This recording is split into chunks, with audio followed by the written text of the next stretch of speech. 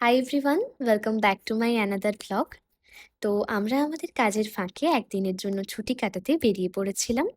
আর একদিনের জন্য কোথাও ছুটি কাটাতে যাওয়ার কথা বললেই আমার প্রথমেই মাথায় আসে যে জায়গাটার কথা, সেটা হলো তোমার আমার সকলের ভালোবাসার শান্তিনিকেতন।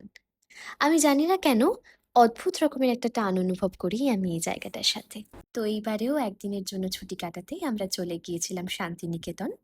আর এইবারে আমরা গিয়েছিলাম শান্তিনিকেতনের কোলাহলময় পরিবেশ থেকে একটু দূরে, শান্ত স্নিগ্ধ মায়ায় ভরা মায়াস রিসর্টে। তো ফার্স্টেই ওনারা ওনাদের ওয়েলকাম ড্রিঙ্ক দিয়ে আমাদের ওয়েলকাম করলেন।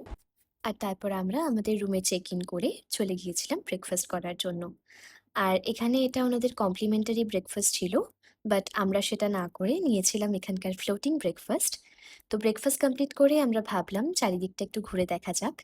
তো তারপর আমরা বেশ কিছুটা সময় ওখানে কাটিয়েছিলাম। আর সত্যি কথা বলতে, তোমরা হয়তো এখানে আসলে বুঝতে পারবে জায়গাটা কি অদ্ভুত রকমের সুন্দর।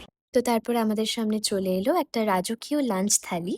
আর ওনাদের প্রতিটা খাবার এতটাই সুন্দর, মানে জাস্ট মন ছুঁয়ে যাওয়ার মতো। আর ওনাদের ভেটকি পাতুরিটা মাস্ট ট্রাই আইটেম। তারপর আমরা লাঞ্চ কমপ্লিট করে চলে গিয়েছিলাম সোনাঝুরি ঘুরতে। তারপর ওখান থেকে ফিরে এসে সন্ধ্যাবেলা দেখলাম বাইরে দারুণ হাওয়া দিচ্ছিল।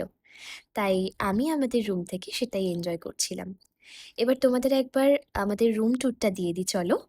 তো আমরা ছিলাম এনাদের অ্যান্টিক রুমে। পুরনো ঐতিহ্য আর কারুকার্যের মেলবন্ধনে তৈরি এই অ্যান্টিক রুমটা আমার মন ছুঁয়ে গেছে। মানে প্রতিটা জিনিস একদম ছবির মতন সুন্দর করে সাজিয়েছেন এনারা। তো তারপর আমরা আমাদের ইভিনিং স্ন্যাক্স কমপ্লিট করে একটু পুল সাইডে গিয়েছিলাম। আর সত্যি কথা বলতে, যেই সন্ধে নেমে এলো, চারিদিকটা অদ্ভুত রকমের মায়াবী লাগছিল। তারপর আমরা আমাদের ডিনার কমপ্লিট করে এভাবেই কাটালাম সারাদিনটা। ভিডিওটা ভালো লেগে থাকলে প্লিজ একটা লাইক করে দিও। আর তোমরা যদি এই রিসর্টের প্রপার লোকেশন আর রুম ডিটেলস জানতে চাও, তাহলে আমাকে কমেন্টে লিখে দাও ডিটেলস। আমি তোমাদের সবকিছু প্রোভাইড করে দেব। Thanks for watching.